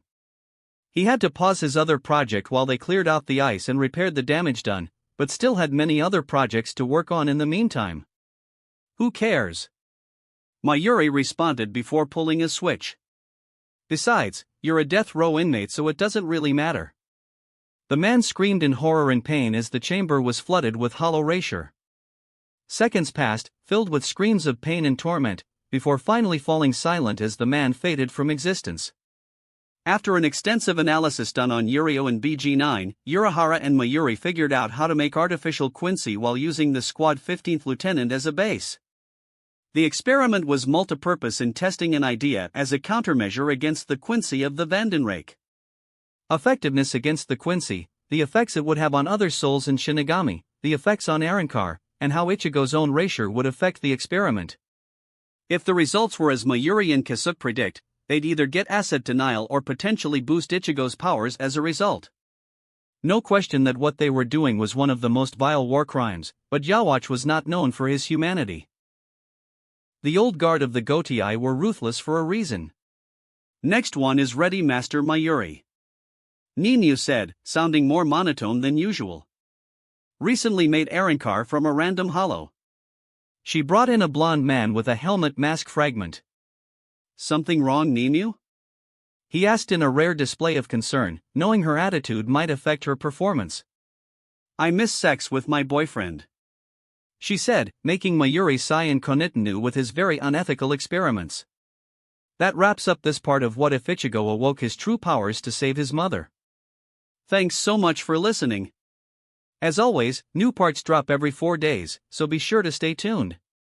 Also check out my Patreon channel for early releases of all the series, where you can find all the series released one day ahead of YouTube.